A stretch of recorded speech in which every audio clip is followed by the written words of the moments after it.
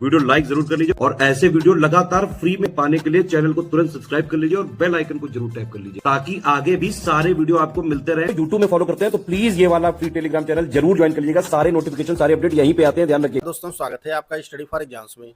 दोस्तों इस वीडियो में हम लोग 21 जुलाई 2026 का टॉप 20 करंट अफेयर देखेंगे और यह वीडियो आपके आगामी एग्जाम यूपीपीएससी पेट 2026, SC RO, UPPSC RO, UPPCS सहित आगामी जितने भी एग्जाम हैं आपके उन सभी के लिए बहुत ज़्यादा महत्वपूर्ण है।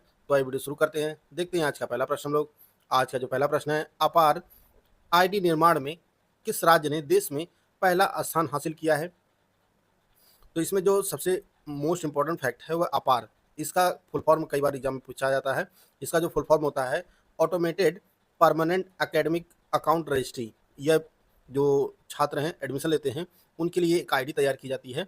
स्कूली शिक्षा के लिए अलग आईडी होती है और उच्च शिक्षा के लिए जो है अलग आईडी होती है। यह विद्यार्थियों के लिए एक परमानेंट नंबर होता है।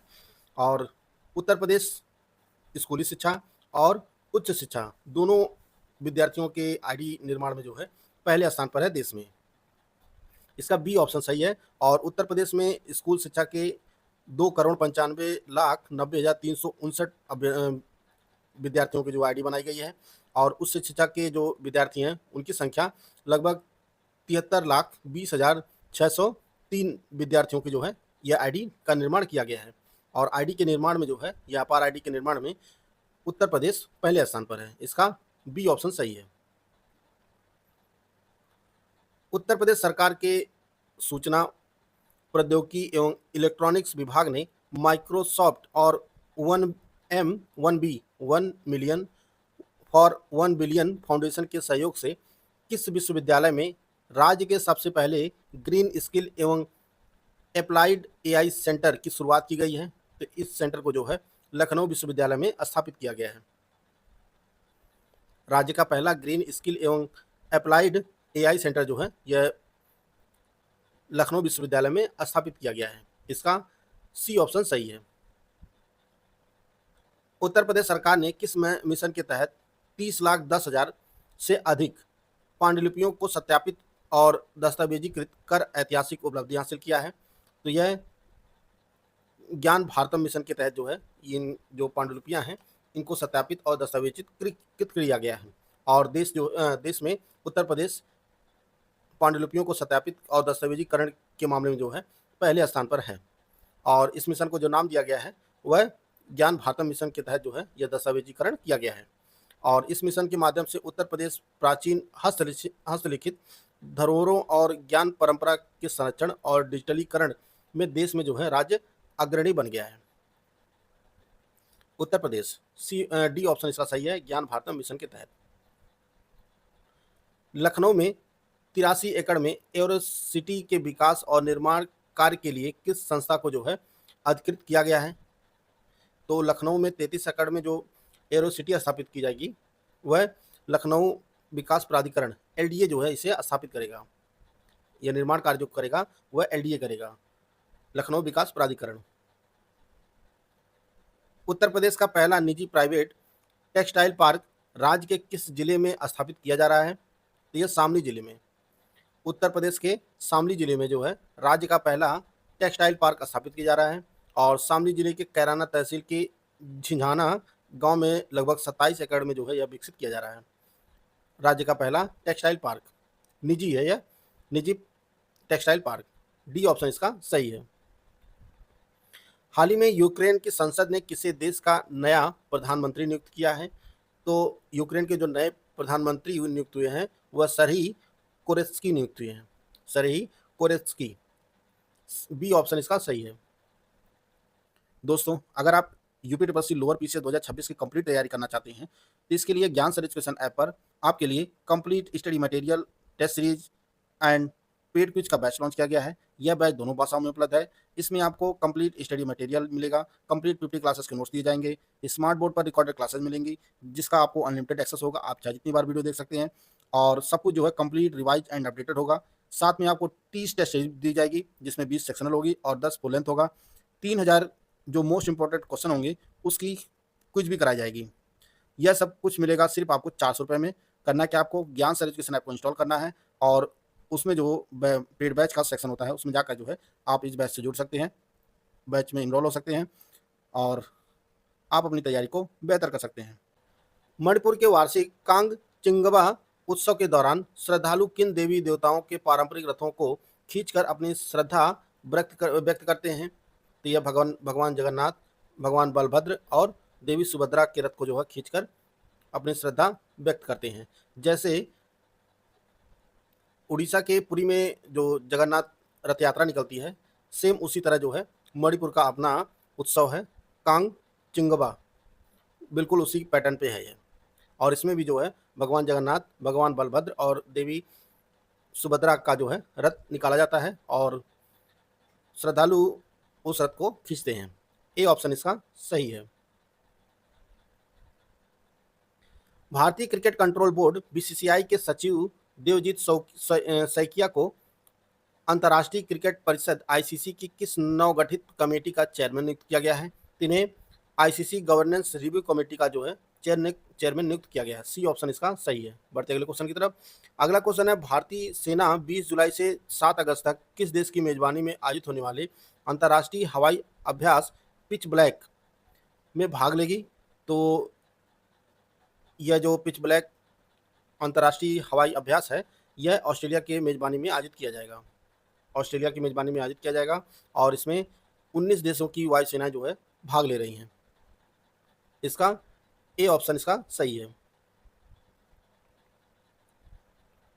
हाल ही में केंद्रीय मंत्री प्रहलाद जोशी ने बेंगलुरु की regional reference standards laboratory RRSL में किस तकनीक पर आधारित भारतीय मानक समय वितरण प्रदर्शन नेटवर्क का उद्घाटन किया है? तो इसका नाम व्हाइट रैबिट टेक्नोलॉजी है। व्हाइट रैबिट टेक्नोलॉजी का जो है उद्घाटन किया गया है केंद्रीय मंत्री प्रहलाद जोशी के द्वारा।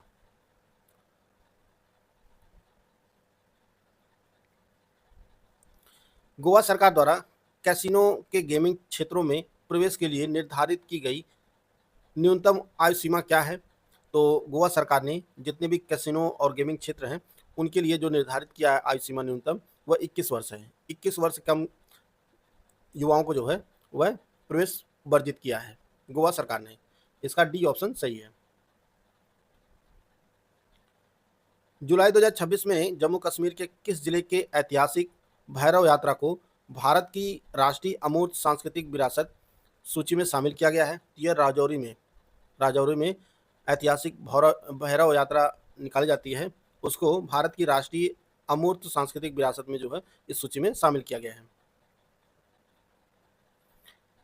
L centre for environmental law and policy द्वारा जारी पर्यावरण प्रदर्शन सूचकांक 2026 में भारत को 177 देशों में कौन सा स्थान मिला है?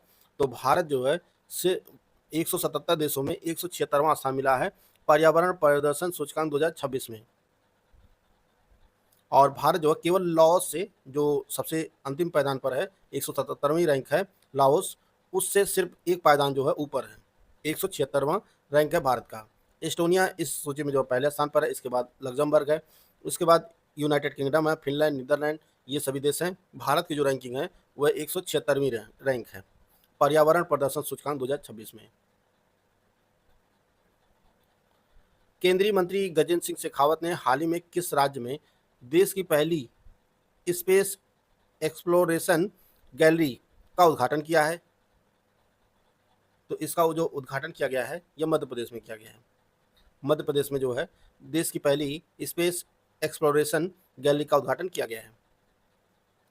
हाल ही में दिल्ली सरकार ने महिला समृद्धि योजना का नाम बदलकर क्या कर दिया है? तो इसका जो नाम कर दिया गया है दिल्ली लक्ष्मी योजना। दिल्ली लक्ष्मी योजना कर दिया है दिल्ली सरकार ने महिला समृद्धि योजना, जिसके तहत जो है जो पात्र महिलाएं हैं 21 से 60 वर्ष की, उन्हें जो है 2,500 रुपये 2500 रुपये महीना जो है दिल्ली सरकार देगी इस योजना के तहत। 135वां Indian Oil Durand Cup 2026 Bharat के कितने शहरों में आयोजित किया जाएगा? तो यह भारत के 5 शहरों में आयोजित किया जाएगा 135वां इंडियन ऑयल डूरंट कप 2026। और कौन से शहर हैं ये 5? कोलकाता, गुवाहाटी, शिलांग, इम्फाल और रांची। इन 5 शहरों में जो है 135वां डूरंड कप 2026 आयोजित किया जाएगा और डूरंड कप की शुरुआत जो है वह 1888 में हुई थी, 1888 में। इसका सी ऑप्शन सही है। भारतीय कृषि अनुसंधान परिषद ICAR ने हाल ही में 16 जुलाई 2026 को अपना कौन सा स्थापना दिवस मनाया है? भारतीय कृषि अनुसंधान परिषद ने अपना कौन सा स्थापना दिवस मनाया है 16 जुलाई 2026 को? तो इसने अपना 98th स्थापना दिवस मनाया है ICAR ने। ब्रांड फाइनेंस इंडिया 100 2026 रिपोर्ट के अनुसार भारत का सबसे मूल्यवान ब्रांड कौन सा है? तो टाटा ग्रुप है। टाटा ग्रुप जो है लगातार 18वें वर्ष जो है ब्रांड फाइनेंस इंडिया 2026 की जो रिपोर्ट आई है टॉप 100 की, इसमें जो है शीर्ष स्थान पर है और पहली बार जो अडानी ग्रुप की एंट्री हुई है और टॉप 10 में, और यह 8वें स्थान पर रहा। अडानी ग्रुप पहले स्थान पर जो है वह टाटा ग्रुप है लगातार 18 साल से। अलायंस एयर ने 16 जुलाई 2026 से को किस हवाई अड्डे से दमन और दिल्ली के बीच पहली सीधी वाणिज्यिक उड़ान शुरू किया है? तो यह नमो हवाई अड्डे से, जो दमन में स्थित है नमो हवाई अड्डा, यहाँ से जो है दिल्ली के लिए पहली सीधी वाणिज्यिक उड़ान शुरू किया है 16 जुलाई 2026 को अलायंस एयर ने। बी ऑप्शन इसका सही है। परिवर्तन योजना के दिशा निर्देशों को हाल ही में किस मंत्रालय को द्वारा मंजूरी दी गई है? तो यह आवासन एवं शहरी कार्य मंत्रालय के द्वारा दी गई है। आवासन एवं शहरी कार्य मंत्रालय ने NCR में पुराने ट्रकों और बसों को तेजी से बदलने के लिए जो है परिवर्तन योजना के दिशा निर्देशों को जो है हाल ही में जारी किया है। सी ऑप्शन सही है इसका। तो दोस्तों यह 21 जुलाई का करंट अफेयर था जिसको हम लोग कवर कर लिए हैं। पिछले दिन का करंट अफेयर एक बार हम लोग फटाफट रिवाइज कर लेते हैं। 17 जुलाई 2026 को देश की पहली स्वदेशी हाइड्रोजन ट्रेन का संचालन हरियाणा के किन 2 रेलवे स्टेशनों के बीच शुरू किया गया है? यह जिंद और सोनीपत स्टेशनों के बीच शुरू किया गया है। 14 जुलाई 2026 को भारतीय फार्माकोपिया आयोग और उत्तर प्रदेश फार्मा काउंसिल के बीच समझौता ज्ञापन पर हस्ताक्षर निम्नलिखित किस कार्यक्रम के दौरान किया गया है? तो यह है ईडा मेडटेक इन्वेस्टर्स मीट 2026 के दौरान किया गया, जो ग्रेटर नोएडा में आयोजित किया गया था। हाल ही में समुद्री बुनियादी ढांचे और जहाज निर्माण क्षमता को बढ़ावा देने के लिए गुजरात के किस तटीय शहर में एक नया ग्रीनफील्ड शिप बिल्डिंग क्लस्टर स्थापित करने का निर्णय लिया गया है? यह पोरबंदर में स्थापित किया जाएगा ग्रीनफील्ड शिप बिल्डिंग क्लस्टर। 15 जुलाई 2026 को 17वां स्थापना दिवस मनाने वाला transnational health science and technology institute Bharat सरकार के किस विभाग के अंतर्गत कार्यरत एक प्रमुख संस्थान है? तो यह जैव प्रौद्योगिकी विभाग के अंतर्गत कार्य करता है। जुलाई 2026 में भारत के उपराष्ट्रपति CP राधाकृष्णन ने किस राज्य की विधानसभा के 75वें स्थापना वर्ष के उपलक्ष्य में आयोजित विशेष कार्यक्रम का समापन सत्र संबोधित किया? ये राजस्थान की विधानसभा के 75वां स्थापना दिवस मनाया गया है। 14 जुलाई 2026 को 15वें ब्रिक्स ट्रेड यूनियन फोरम का शिखर सम्मेलन का आयोजन भारत के किस शहर में किया गया? तो बेंगलुरु में आयोजित किया गया। 14 जुलाई 2026 को कौशल विकास एवं उद्यमिता मंत्रालय के अंतर्गत national institute for entrepreneurship and small business development का पहला एलुमनाई कनेक्ट कहाँ आयोजित किया गया? तो नोएडा में आयोजित किया गया। 18 जुलाई 2026 को किस निजी अंतरिक्ष कंपनी ने भारत के पहले प्राइवेट ऑर्बिटल रॉकेट विक्रम-1 को लॉन्च किया है? तो यह स्काई रूट एरोस्पेस के द्वारा लॉन्च किया गया है। हाल ही में संयुक्त राज्य अमेरिका में जठरांत संबंधी बीमारी साइक्लोस्पोरियासिस के बढ़ते प्रकोप का मुख्य कारण क्या बताया गया है? तो यह दूषित भोजन एवं दूषित जल के सेवन से हो रहा है और यह जो है छोटी आंत को प्रभावित करता है यह बीमारी। स्वास्थ्य और सुरक्षा चिंताओं के कारण भारत सरकार ने हाल ही में निम्नलिखित में से किस खरपतवार नाशी पर प्रतिबंध लगाया है? यह पैराक्वाट डाइक्लोराइड है। भारत किस कार्यकाल के लिए संयुक्त राष्ट्र सुरक्षा परिषद यूएनएससी की अस्थायी सदस्यता हेतु अपना आधिकारिक अभियान शुरू किया है? तो भारत ने 2028-29 के लिए जो अभियान शुरू किया है यूएनएससी की अस्थायी सदस्यता के लिए। हाल ही में किस कंपनी ने स्पेसएक्स के ट्रांसपोर्टर 17 मिशन के माध्यम से दुनिया का पहला वाणिज्यिक परमाणु संचालित उपग्रह बोर beta voltaic orbital high reliability launch किया है? तो यह सिटी लैब के द्वारा लॉन्च किया गया है। इलेक्ट्रॉनिक्स और सूचना प्रौद्योगिकी मंत्रालय ने किस संस्था के साथ मिलकर ड्रोन एप्लीकेशन और रिसर्च के लिए नेशनल इनोवेशन चैलेंज निडार 2.0 2026-27 के दूसरे संस्करण की शुरुआत किया है? तो यह ड्रोन फेडरेशन इंडिया के साथ मिलकर जो है शुरू किया गया है निडार 2.0। केंद्र सरकार ने हाल ही में किस राज्य की प्रसिद्ध जोधपुरी मोजड़ी को जीआई टैग प्रदान किया है? तो ये राजस्थान की जोधपुरी मोजड़ी को जो है जोधपुरी मोजड़ी को प्रदान किया गया है।